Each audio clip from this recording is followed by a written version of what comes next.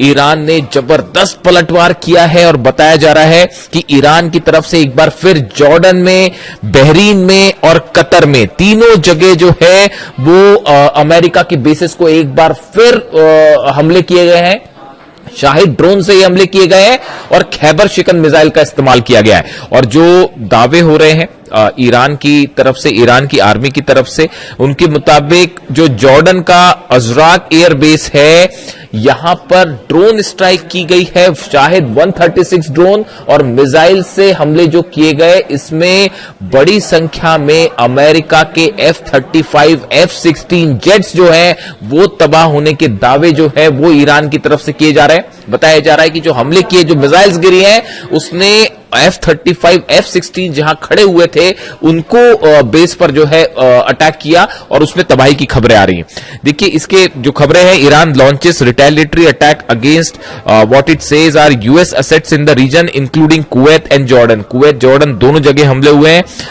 With Bahrain activated alarms over air attacks, on air attacks. तो देखिए Bahrain में भी लगातार सायरन है, कुवैत में, जॉर्डन में, सब जगह जो है वो ईरान की तरफ से जबरदस्त पलटवार देखने को मिल रहा है। Iran's army says it targeted US military communication system, a fixed radar site and fuel depot at Jordan's Azraq airbase with attack by attacks of drone and missiles। देखिए ये ईरान का जो दावा है कि जो हमले हुए खासतौर पर जॉर्डन में, यहां पर रडार साइट्स जो थी अमेरिका की वो तबाह की गई हैं। इसके अलावा यूएस मिलिट्री का जो कम्युनिकेशन सेंटर था उसको तबाह कर दिया गया है। साथ में जो फ्यूल डिपो था जहां से फाइटर जेट्स में तेल भरा जाता था उसको उड़ा दिया है। ये हमले बिल्कुल वैसे ही जवाब है जो अमेरिका कर रहा है। देखिए अगर आप हमलों को समझें, जो अमेरिका की तरफ से हमले हो रहे हैं, खबरें दो तरह की है। जो इनसाइड स्टोरी मैं आपको बता रहा हूं, दो तरह की बड़ी डेवलपमेंट्स हैं जो आप अगर अमेरिका के उस सर्कल को एनालिसिस करें जो इस समय डोनाल्ड ट्रंप को एडवाइस कर रहा है। देखिए आपको अगर खबर समझनी है कि अब आगे क्या होगा और ये जो हमले हैं इनका नेचर क्या होगा, इजराइल की एंट्री क्यों नहीं हुई, ये बड़े ही महत्वपूर्ण सवाल है। और देखिए आप अगर उन बयानों को एनालिसिस करें जो डोनाल्ड ट्रंप के करीबी हैं और उनके एडवाइजर्स हैं, जिनकी बात, ये फैसले डोनाल्ड ट्रंप नहीं लेते हैं कि हमला करना है, कब करना है, पहले करना है, बाद में करना है। उनके एडवाइजर्स उनको बताते हैं कि ये हमले करने हैं। तो वो एडवाइजर्स जो एडवाइस देने का काम करते हैं, उनके हर बयान पर उनकी क्या सोच है उस पर नजर रखना जरूरी है। अब देखिए हुआ ये कि आप देखिए जो हमले का नेचर है ये बताता है कि ईरान के जितने कम्युनिकेशन सेंटर्स हैं, मिसाइल सेंटर्स हैं, लॉन्च पैड्स हैं, जो रडार सिस्टम है, इनको कमजोर करने की कोशिश की जा रही है ताकि अगर ईरान के खिलाफ कोई बड़ा ऑपरेशन किया जाए तो उसमें जो है ईरान पर जो है ग्राउंड ऑपरेशन किया जाए। इस तरह की खबर है। आप देखिए ग्रेटर तुंबर, लेजर तुंब और अबू मूसा, ये तीन आइलैंड्स ऐसे हैं जिस पर अब अमेरिका लगातार हमले कर रहा है। इनके क्या मायने हैं? ये तीनों जगह ऐसी हैं, दीज आर, ये जो तीनों जगह ऐसी हैं, इनके बारे में कहा जाता है अगर आपको हॉर्मूज को कंट्रोल करना है तो ये तीनों जगह पर अगर आपने कब्जा कर लिया तो ये यहां से जहाज को निकलना आना, स्ट्रैटेजिक लोकेशन पर जो है वो आपका कब्जा हो जाएगा। Like other islands in the vicinity of the state of Hormuz such as Qeshm island, this significance lies is the very fact that whosoever control those islands has an upper hand when it comes to control authority over the strait of Hormuz. जो खबरें उसके मुताबिक कि जिसने इन तीनों islands पर कब्जा कर लिया और जिस पर अबू मूसा आइलैंड पर और ग्रेटर तुंब और लेजर तुंब पर जिसने कब्जा कर लिया इन इलाकों में, उसका पूरे हॉर्मुज पर कंट्रोल हो जाएगा। इसीलिए अमेरिका के ये हमले हो रहे हैं। यानी अमेरिका की जो स्ट्राइक है वो ऐसा लगता है कि एक बड़ी योजना के तहत है। इजराइल की एंट्री कब करनी है ये भी तय है कि अमेरिका हमले कम करेगा, उसके बाद इजराइल की तरफ से हमले होंगे। ये एक बड़े प्लान का हिस्सा है। लेकिन अब हुआ क्या, देखिए मामला कैसे गड़बड़ा गया। मामला ऐसे गड़बड़ा गया, ये हर बार होता है, ये पहले से हो रहा है, हर बार होता है। जो स्ट्राइक करी ईरान ने वो अमेरिका के अंदाज से और इजराइल के अंदाज से और कहीं भारी निकल गई। और जो कल मिसाइल मारी गई है, फतह 2 और जुल्फिकार और खैबर शिकन मिसाइल्स जो मारी गई हैं, जो खुर्रमशहर 4 मिसाइल्स मारी गई हैं, उससे जॉर्डन में यह हाल है कि अमेरिकी सेना को भागना पड़ गया है वहां के बेसिस से। इतना बुरा हाल हो गया वहां पे। ऐसे ही हाल बहरीन का है, वो 5वां बेड़ा जो है वो तो खड़ा ही नहीं हो पा रहा, वो बेड़ा फ्लैट ही हो चुका है। वहां पे इतने ज्यादा हमले हो चुके हैं, वहां रनवे खराब तबाह हो गया, हेडक्वार्टर तबाह हो गया, रडार सिस्टम उड़ गया है, अर्ली वार्निंग सिस्टम है वो तबाह हो गया है। ऐसी हाल कतर में है। कतर में तो आप सोचिए कि ईरान के विदेश मंत्री दौरे पर जा रहे हैं और उसी दौरान भी हमला हो रहा है, और साफ मैसेज है ईरान का कि भैया हमारी अरब देशों से कोई दुश्मनी नहीं है, हमारी अरब देश की जनता से कोई दुश्मनी नहीं है, लेकिन आप अपने बेसिस बना रखे हैं, अमेरिका की अपनी जगह दे रखी है, तो वो सारे बेसिस पर हमला हो रहा है। ये साफ मैसेज है ईरान की तरफ से। अब देखिए ये जो प्लानिंग है ये गड़बड़ा ऐसे गई कि जो हमले पलटवार किए ईरान ने, देखिए स्ट्रेट ऑफ हॉर्मुज बंद है और हॉर्मुज में भारी पड़ रहा है ईरान, इसमें कोई शक नहीं है।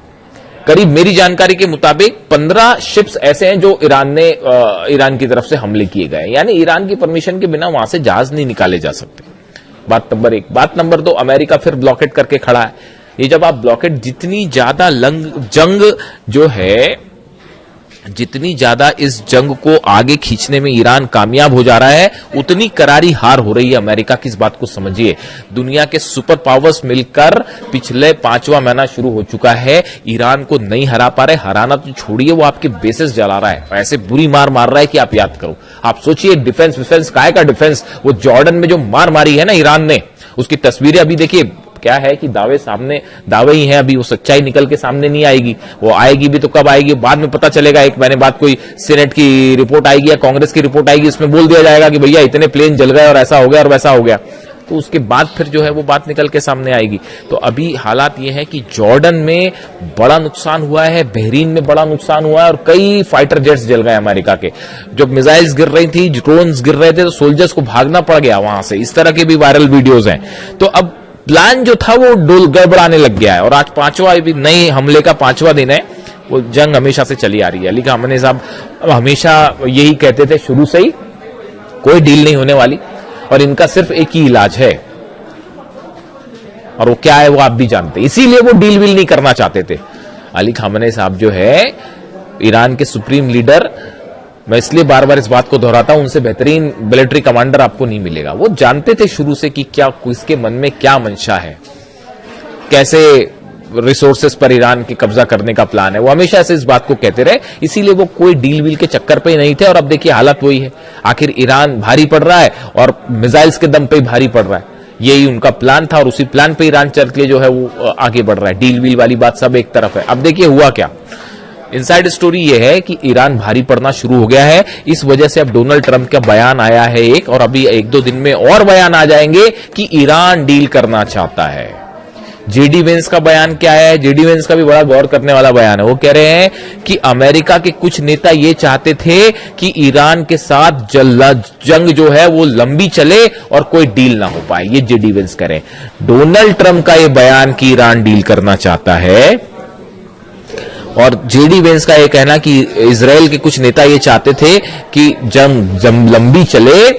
ये दोनों बयान ये बता रहे हैं कि फिर से जो है ये सब हमले रुकेंगे और फिर से ये बातचीत शुरू होगी। आप देखिए डोनाल्ड ट्रंप की तरफ से कि हमने फिर से बातचीत के टेबल पे आ रहे हैं और बात कर रहे हैं, और हमने बहुत नुकसान पहुंचा दिया है ईरान को। ईरान को नुकसान हुआ है, वाकई हुआ है।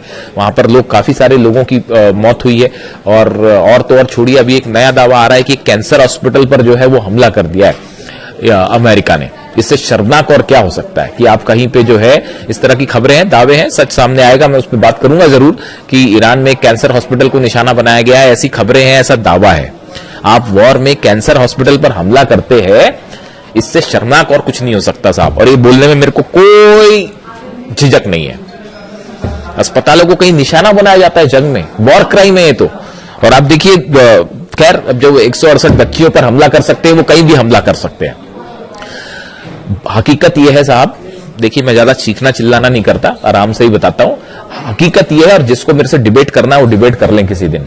ईरान भारी पड़ना शुरू हो गया है, और फिर से जो है अमेरिका झुकेगा और फिर से बातचीत करना शुरू करेगा। आप देख लीजिए, लिख लीजिए इस बात को। जो स्ट्राइक्स करी हैं ईरान ने, जबरदस्त स्ट्राइक है तीनों चारों अरब देशों में, और वो ये बता रही हैं कि ईरान बड़ी ही एक्यूरेसी के साथ, मैं अगली वीडियो में आपको बहुत बड़ा खुलासा करूंगा आखिर ईरान जो है वो इतनी प्रिसाइज स्ट्राइक कैसे कर पा रहा है कि वो अमेरिका के जो है जहां पे F-16 खड़े हैं, F-35 खड़े, वहां हमला हो गया, रडार सिस्टम उड़ गया, कम्युनिकेशन, वो चीन के सैटेलाइट तो मदद कर भी रहे हैं, लेकिन एक नई थ्योरी सामने आ रही है, उसमें अलग से बात की जाएगी कि कैसे ईरान जो है वो इतने एक्यूरेट निशानों पर हमले कर पा रहा है। इसी बीच हॉर्मुज फिर से जल रहा है। हॉर्मुज सब कुछ क्लोज्ड है, शटडाउन है, और हॉर्मुज में फिर ईरान ने साबित कर दिया है कि हराना तो छोड़िए, पीछे नहीं किया जा सकता ईरान को।